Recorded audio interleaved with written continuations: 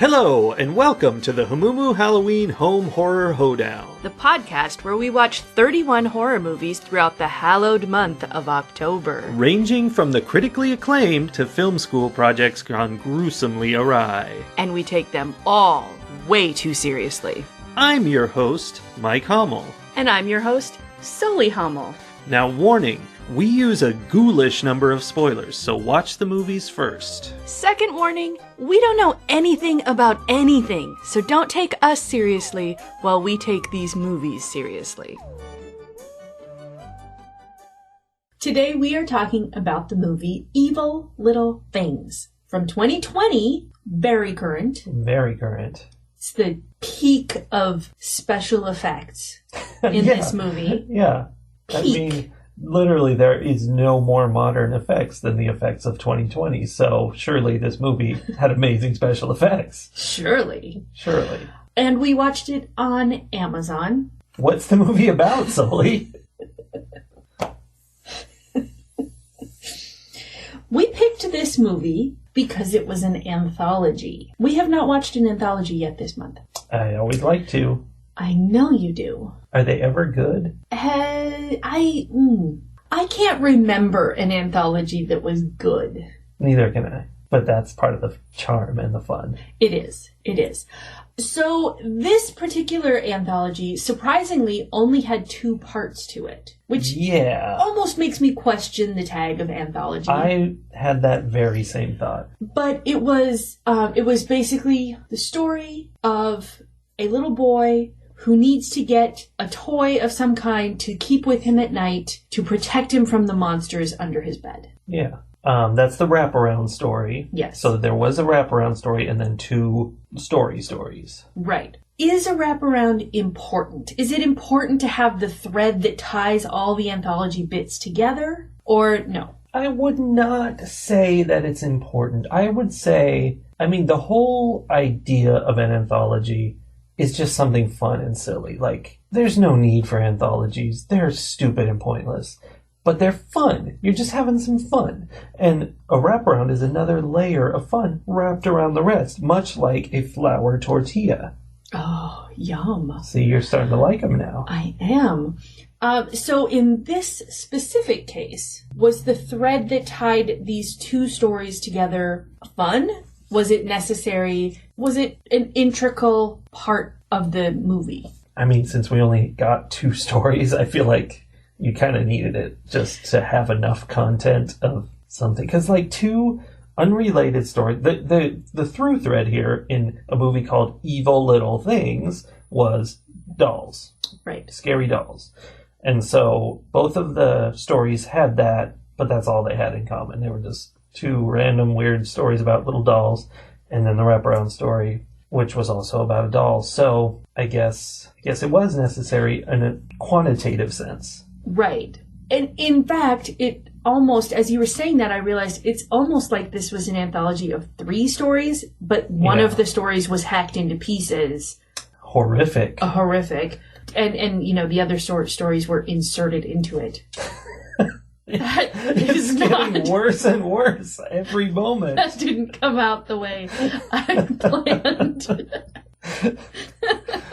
So the Ice Truck Killer created an anthology for us to enjoy. Yeah, so as far as those tie it together threads go, I feel like this did a better job than many that we've seen. But I think it was in the sense that it was its own story rather than a thread tying the other stories together. It was. It worked as a story, but then the way it introduced each of the stories was insanity itself. Oh my gosh. The toy maker, the kid goes to the toy store, he wants to get a new toy. He checks out each different toy, and 2 different toys. Right, and each. And the toy maker is like, oh, that one's story is here. And in both cases, he's like, that story goes back to the 1800s. And then we see some footage from 2018. Yeah. The first one was a leprechaun doll. Yeah. That supposedly came from Georgia, which had a gold rush even before the California gold rush. There was this whole little mini history lesson in the introduction True or not, I don't know. And then we immediately jumped to a story that clearly took place in very modern times.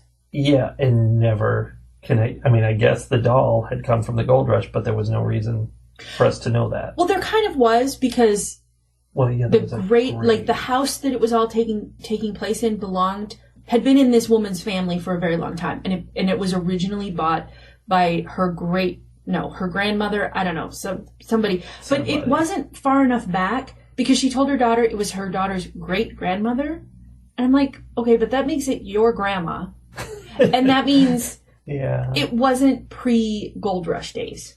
Like, I'm pretty sure your grandma wasn't around 50 years before the Gold Rush. Mm-hmm. I don't know. I meant to look up when the Gold Rush happened and didn't, so that's the kind of top-notch, researched, nuanced information you're getting from this podcast. Right. Our intro specifically declares that we know nothing about anything, and that's part of our charm. We fully intend to rant at length about things we know nothing about. Yeah, and I do have some rants in here. So, what? Give me a rant about our leprechaun story. So the leprechaun story, this house, I think it was the house, was previously known as Irish Mountain, right? Right, because that makes perfect sense for the name of a house. And the whole story kind of revolved around racism against Irish people, basically. Very much so. Except at one point the mom became Irish for 30 seconds. Which I feel like was still a little bit...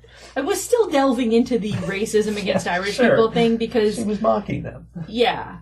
And the whole idea of leprechauns, like, I think there's a disconnect between the traditional, like, Halloween leprechaun idea, like the thing we make fun of, and the leprechauns that show up in scary movies. Yeah. There's a disconnect between that and, like, the actual cultural connection, like the idea of actual Irish leprechauns. I mean, where's the line between culture and racism in this case? Well, there's definitely a line somewhere.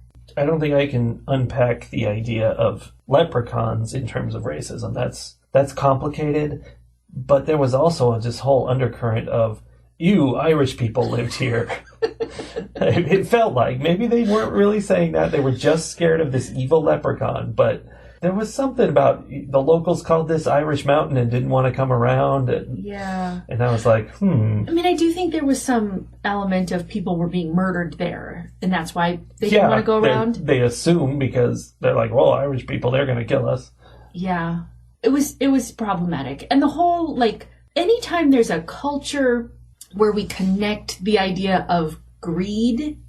Right. That's not good. It's problematic, especially when we're talking about cultures where poverty and suffering related to poverty has such a prevalent place in their history. Like, I don't know that we should be judging that. Yes. It was definitely uncomfortable. They're small, they're greedy, and they are mean. And they'll murder you for a coin. For a coin. Yeah, so that's not great. In other not great news, this story was glacially paced, which is weird because it wasn't like your typical slow movie. Like, lots of things happened kind of rapidly, but they were so uninteresting and handled so, I don't know, clumsily, that it was like, I'm so disinterested in everything that's happening here. A good example of how slowly things were moving is there was a shot. Apparently the mom is a writer. Oh, yeah. And I guess she writes horror stories because her friend made some comment about that. And there was a shot where we were supposed to see how, the kids had gone to school. Mom was working, so she's at her computer and she's typing. And the shot lasted long enough for me to be able to read the paragraph that was on the screen and make the note, Mom is a terrible writer. Yeah, which I also knew without being able to read it, didn't have my glasses on, because at one point she read out part of her writing and it was not good. No, she was happy about it though. She was like, "Oh yeah, that's the one." Yeah, and my brain immediately clicked into, "Oh no, too much passive phrasing. What? Don't say it like that. That's telling, not telling, not showing. Like, No, don't do that. To be fair, though, maybe it was her first draft. In that case, write it as garbagey as you want. Fix it in post. Is that what happened with this movie? They just wrote it as garbagey as they want, and they're like, time's up, let's get going. Maybe. It's not as bad as American Poltergeist was in terms of writing. Yeah, that's true. But that also means it was not as fun as American Poltergeist. True. But there were a lot of very ridiculous interactions with a leprechaun doll. Yeah. Speaking of ridiculous interactions, they have dinner together, 2 adults, and the 2 children, one of which is like 6 or something. He's a little guy. Maybe he's 8. He's maybe 8, maybe even 10. The girl was a teenager. Yeah, she was 12 or 13. Between the 4 of them, they ate 2 extra large pizzas. We didn't see it happen, but we saw the empty, and as you were very concerned about, greaseless boxes. Well, here's the thing. The reason we didn't see it happen is there was never any pizza in those boxes. Yeah. There was some very poor prop work. Of them not really putting in the thought to this movie. And the thing is, like, the whole reason I know that is because in acting the cleaning up after dinner scene, she, like, opened one of the boxes, which was a good idea because that's what I would do too. Like, what's left? What do I need to put in the fridge? Ain't nothing left. Those piggy little kids. If you know that prop box is completely empty and has never had pizza in it, open it away from the camera. Sure. I wouldn't have known. It would have been great. Yes, that would have fixed this movie for sure. I blame that on the director. Okay, we can do that.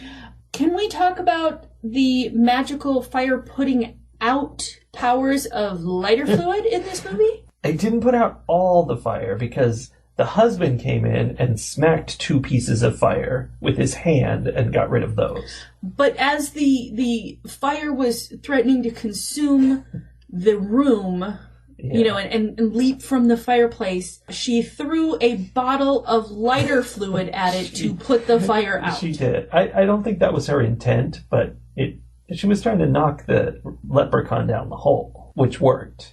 It did happen. Okay.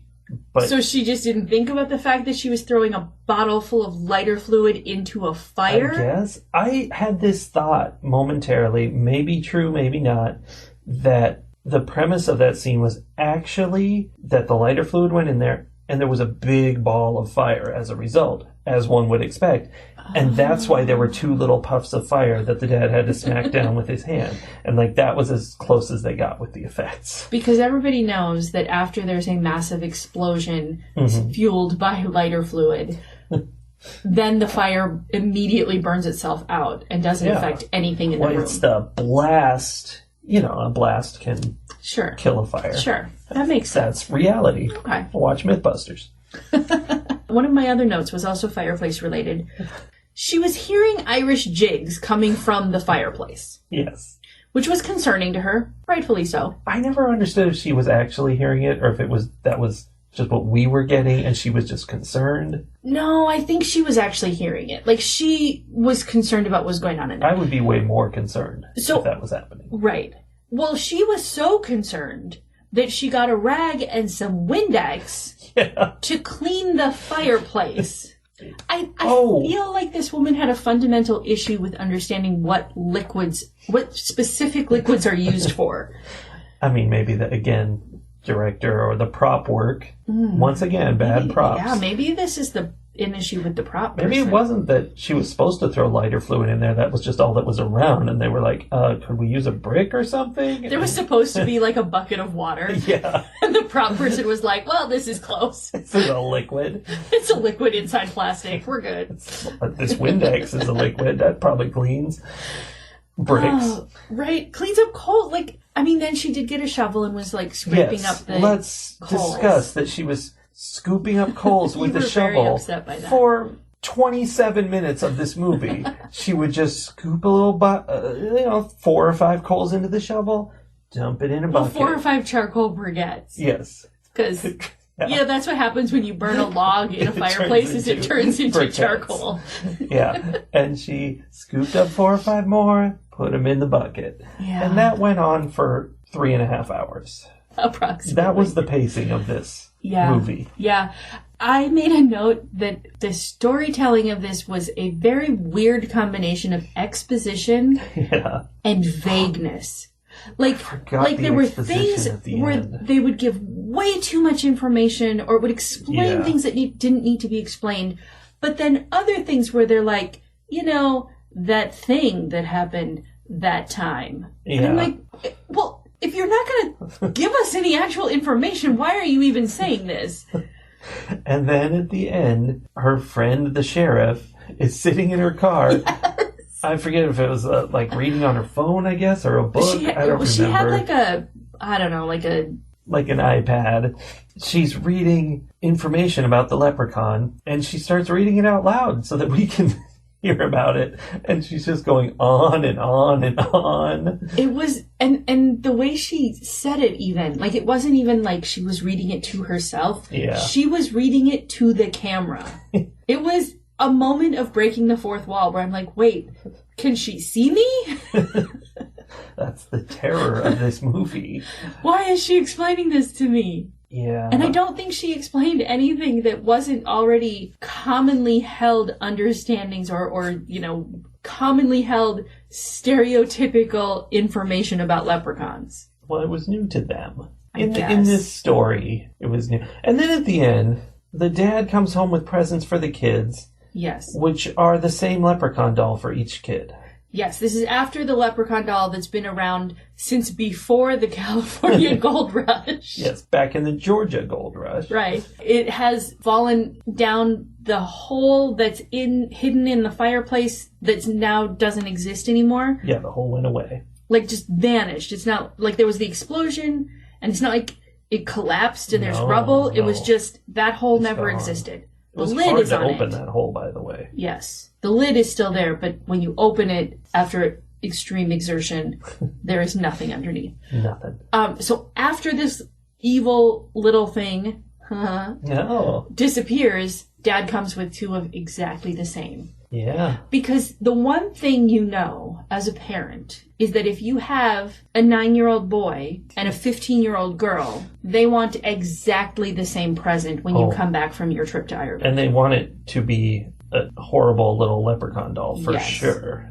Yes. A horrible, huge leprechaun doll. Like 3 feet tall. Yes. That was a big, ugly doll. It was ugly. It was one of the dolls where you would look at it and you'd be like, oh, that thing is definitely possessed. Which works for the movie. It does. Okay, so having thoroughly dissected the first part of the movie, we jump back to the middle where they're at the toy store, and the mom is like not so sure she wants this leprechaun doll to come home with her, understandably. Yeah. So the doll maker shows her this old, not porcelain, because it's from before porcelain existed. Older than porcelain, and it's from the 1800s. Patty is very old.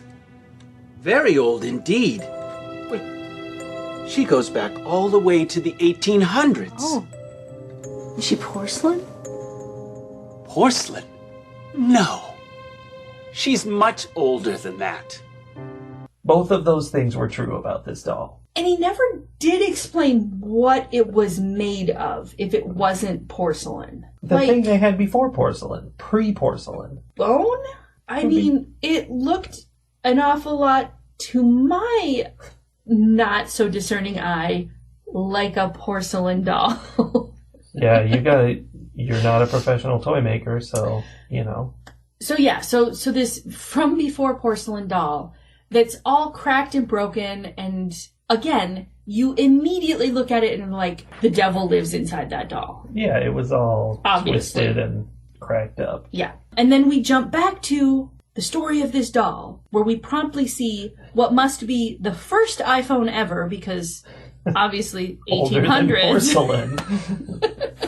But yes, just to be clear, it was not set back then, even though that's what they said. It was set in the present. Yeah. So then we have Patty, the possessed porcelain doll. Her voice.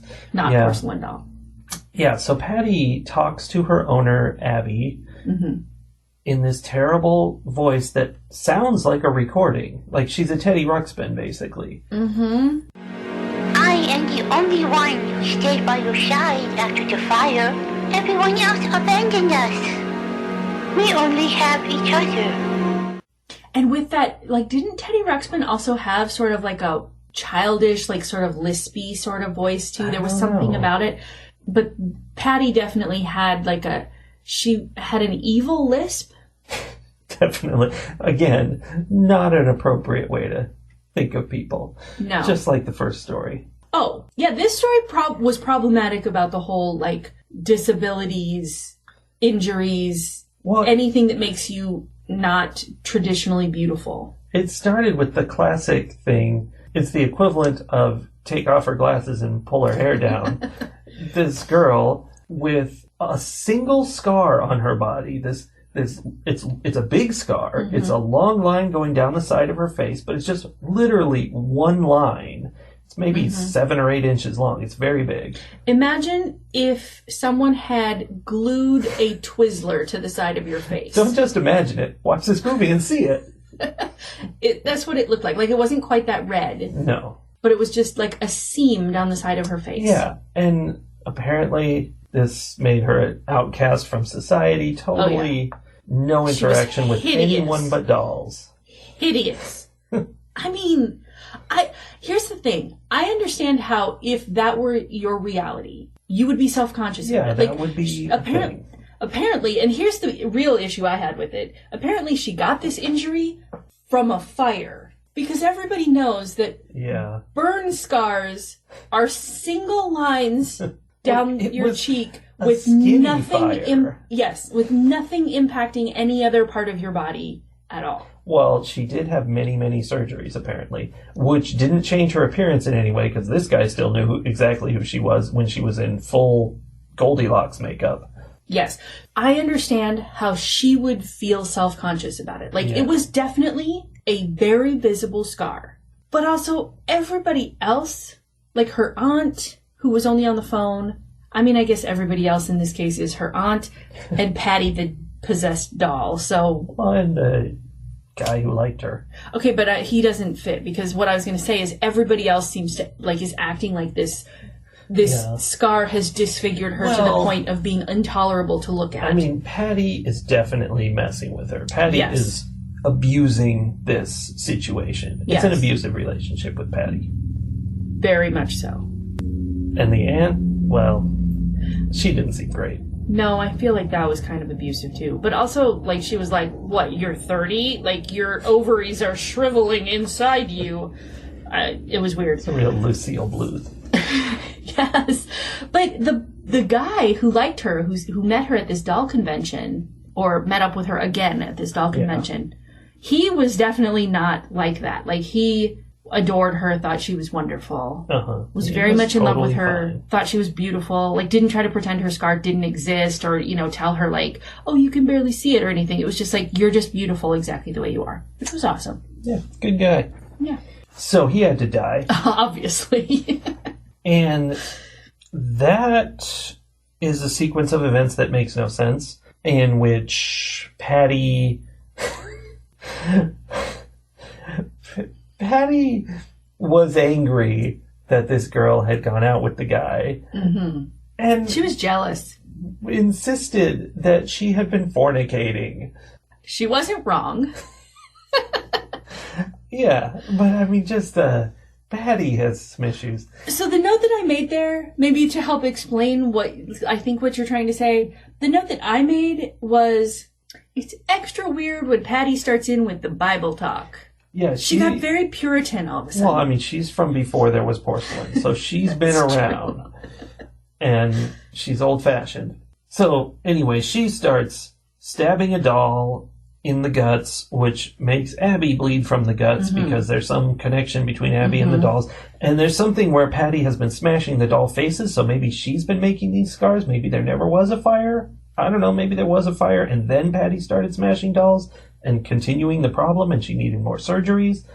It's unclear. And then somehow this all results in Abby being turned into a human doll, and then Abby murders the boy. And then at the very end, they are both dolls. Yeah, like normal dolls that look like these two characters looked when they were human. Like, but not creepy. Like, they just looked like dolls. Good dolls. So that's what happened in this movie. It was very strange. But the strangest moment of this section, and I'm going to say the strangest moment of the whole thing in its entirety, was when the ballerina box started to play. Like, Patty somehow magically made the ballerina box start to play, and then all of the dolls with the smashed faces floated up into the air and, like, they spun around. Spun in a circle. Like there was some sort of possessed doll ball happening in the air. Yeah. And then Abby woke up and all the dolls fell to the ground. I mean, we're not following the intricacies, is the thing. Because there's a lot going on here. There's a lot of metaphor and simile and other words. Are you suggesting that this is a case of us not being smart enough to understand the movie? Because I feel differently. Yeah, I could see why you would. I mean, I think it might be fun to do like that kind of an analysis of this section in particular of this movie, because there's plenty to work with, but I'm not at all convinced that any of the nuance that one might insert into this movie existed to begin with. Yeah, I don't even know. Like, the fact that both of these stories came from some book of stories, it mentions in the credits, I'm really kind of curious what that story looked like, because it doesn't make any sense. It's just random nonsense related to dolls, I think was the title. Yes. Well, and I really don't like the whole, like, connection. I can stab this doll and it puts a stab wound in Abby the human thing, because that wasn't established at all prior to it. No, there was something... It was the fact that Patty was damaging all of Abby's dolls. You could retroactively go back and say that, but the explanation that it gave beforehand was that these dolls, Abby would get these dolls, and Patty was afraid that Abby would love them more than her, so she ruined them. And she kept saying, and I wanted to fix you and make you look good, but you wouldn't let me. No. Well, and I feel like that has something to do with the fact that Patty, the doll, is straight up a devil worshipping, like, right, we forgot that actual part. Like, she was able to actually do some kind of ritual, devil worshipping ritual. Yeah, she had a book. She used a book to fulfill her ritual, which is what ended up turning Abby and the boy into little dolls. Or maybe that was when she turned Abby into the big doll. Multiple rituals were involved. Yeah. And she was quite skilled at it, I think. Yeah. I mean, she definitely accomplished what she was trying to accomplish. Yeah, there was a great shot where Abby's head turned around 360, except really her body turned around 360 and her head remained perfectly still. And again, some high quality special effects happening there. Yes, top of the line. Top of the line 2020 special effects. Okay, so then we end up with the conclusion to the through story. Yeah. Which is the child finally decides to bring home a clown, because obviously clowns are the safest option. Here's the thing. The mom saw the movie Poltergeist and was afraid of clown dolls, like many kids her age were when they saw Poltergeist back then. And the toy maker understood this. He was like, Poltergeist. That movie almost killed the clown doll business. Yeah. It was upsetting. I mean, it's probably a good thing that he hasn't seen it. Well, but at least it's not a clown doll. So they decide on this very safe-looking clown doll. And I say that because it did not look safe at all. Yeah. It was definitely a creepy clown. I mean, this guy only dealt in creepy toys. Right. As he said, everything has a story. Yeah. All right, dude. So they bring the clown doll home, and the abusive father, who we have not mentioned yet. Right. So the kid needed a doll to protect him at night, because when his dad came in to check on him, he's always like, shut up, I don't want to hear your nonsense. I don't want to look for monsters for you. Get a stuffed animal. You're 6 whole years old. You shouldn't be afraid of the dark. Yeah, so it was one of those kind of things. Yeah. So dad comes in at the end. He's taking his belt off. He's gonna show this kid. Yeah, that was not that good. The dark has nothing to be scared of in it with his belt. And the kid tells him to look under the bed where the clown doll went, and the clown doll eats him. Yeah, that was actually my favorite part of the entire movie. That was like, they did something. Yeah. They actually put two ideas together and made something happen at the end of the movie. I mean, my very first note was, I hope Jason was the kid. At first, I was like, I really hope that Jason, there's something more to him than just being a little 6-year-old. I hope Jason is a monster who eats this jerk. We'll say I said jerk. We'll say. And then at the end, my note was, Giggles is my hero. Yeah, Giggles the clown. So, it definitely did go from, there was a goal that I had at the beginning, and that goal was met by the end of the movie. Yeah. So that, I appreciate it. I wrote good ending, ! Then I followed that up with two important big questions that I need to ask you. Okay. Okay, the first question, to preface this, the kid was in bed and, the parents were out watching TV and they heard him yell, "Dad!" and wanted Dad to come in and check on him. And Dad was mad. And that's when he came in with the belt swinging it around. Got eaten. Which was interesting because previously the kid only would call for his mom and didn't want his dad. So it was like he definitely planned to get Giggles to eat this guy. Like that was a big deal. It was very clear when he was like, he's under the bed. Yeah, go look down there. Look there. Then, after that whole scene transpires and Dad's been eaten, the kid then goes, "Mom?" And my question to you is he now just freaked out because his dad was eaten? Or does he want his mom to be killed too? Ooh, that's a good question.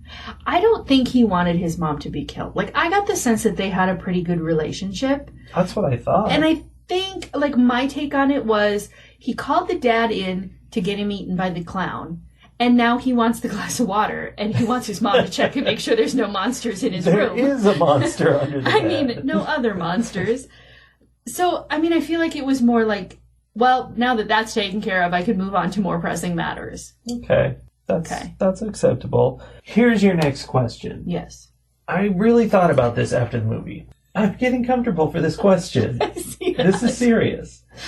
When people are making a movie like this, like an anthology? No, a movie like this. Oh, just say okay, these people. okay. The These people who people. made this movie. Okay. They're done with the movie. They're looking at it in the editing bay, and they're like, yeah, okay. They get to the end, and they're like, I don't know what their response was, whether they were like, good enough, or this is amazing, or whatever. Do they think that they've made something funny or something scary? Like, what is it that they think has happened? I'm going to say that these people making this movie thought they were making a scary movie. None of the funniness felt intentional to me. No, it didn't try to be funny. So I think that they were trying to make a scary movie, and I think that if anything, they were like, well, this is the scariest movie we could make. This is what we could do. This is what we were trying to do. To the extent that they didn't go, oh, we can't ever show this to anyone. Clearly, they decided to share it. Right. So whatever they were going for, they accomplished it closely enough that they were willing to present it to the world, and I believe that they were going for scary. So what's wrong with these people? I think that there are a lot of people in the world who don't have a lot of self-awareness, who just don't see the things that they've done through a reality filter, maybe? That makes sense. Think of all the things, the experiments that people have done, and the things we've learned about how people think, and the Dunning-Kruger effect, and there's another one. There's all these ways that we've shown that what people think is going on in their heads and what people think about themselves is not true. So that, or at the very least, is not what other people are thinking. Yeah. So they made it, and they can see that it's not very scary, but they're like, but this is going to work. Our audience will eat this up. This is some solid work. I feel like maybe they're, okay, this one's a reach. Mm-hmm. Okay. I have no idea what was going on in their heads. I wish you would. But from my own personal experience, sometimes when I'm writing something that I am trying to make scary or I'm trying to make very emotionally impactful, I have to go over it so many times that it reaches a point where I can't tell anymore how someone else will feel when they read it because I've looked at it so many times that I'm desensitized to it. And so then I make changes and I'm like, I don't know what that change did because I don't feel anything now. I don't know if that should have been lighter fluid or a brick. Right? Yeah. Should I use Windex on this edit? I don't know. So it's possible that they were so immersed in the making of this movie, because I think crappy movie or not, you get immersed in it, right? I think they were perhaps so immersed in the making of this movie that when they got to the end of it, even if they had the thought, this doesn't feel as scary as I was hoping, they maybe rationalized it with the idea that they, well, because I know and I had such a hand in making it, and we've looked at it so many times, like, other people will feel differently. And, yeah, that's kind of what I was getting at. That sort of feeling. That they thought it was going to work, even though it didn't work for them personally. Yeah. Yeah, I definitely think that was going on there. And I think, in my experience, like, when I've edited something to the point of it no longer being emotionally impactful to me, it's not that I am immune to it. I've broken it, probably. Like, I think, and maybe I'm just having this moment of self-awareness now because I'm blaming, like, I'm accusing them of having this happen to them. And I'm like, oh, maybe that's also what happens to me. That's interesting. I'm going to have to think about that. Yeah, think about this movie a lot. Just run it through your head. Constantly.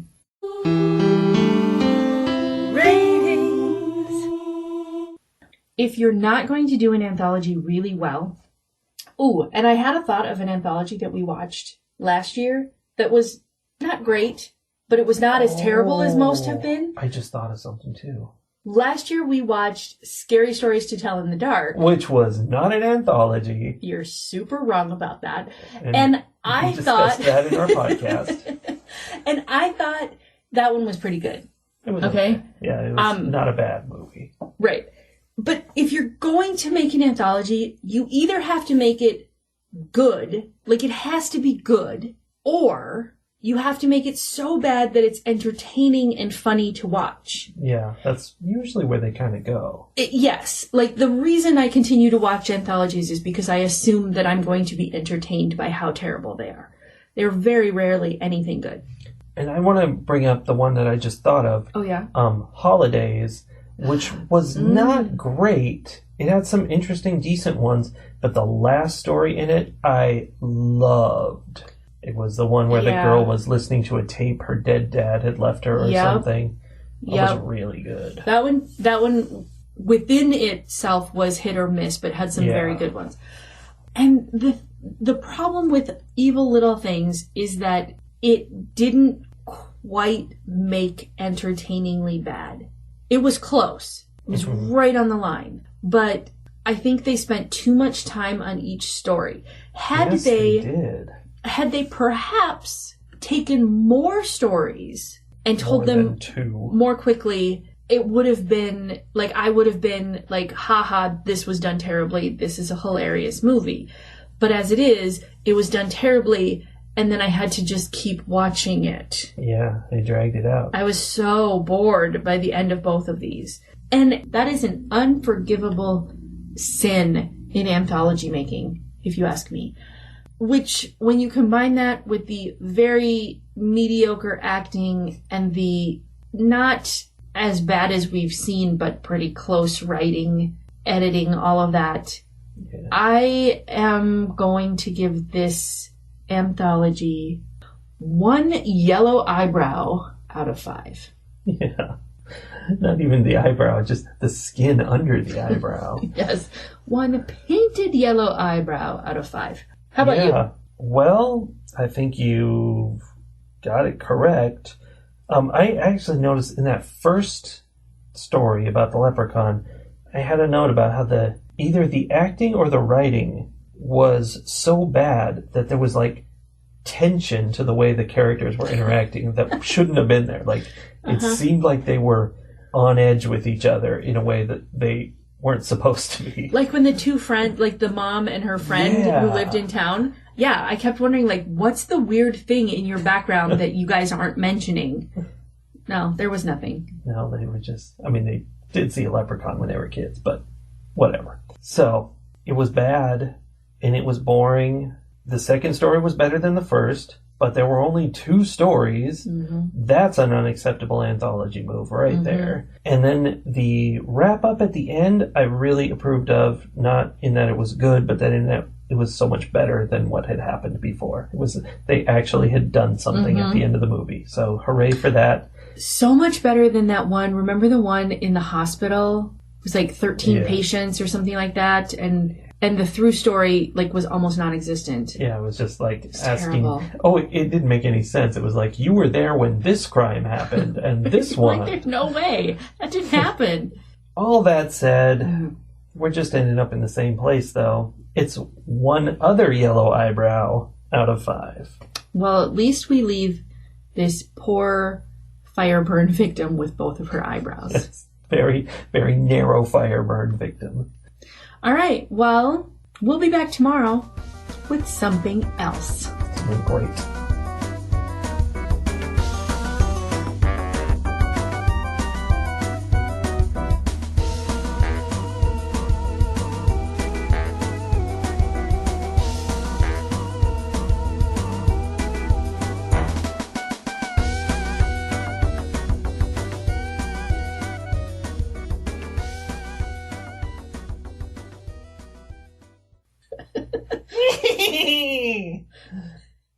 Oh, I'm a leprechaun.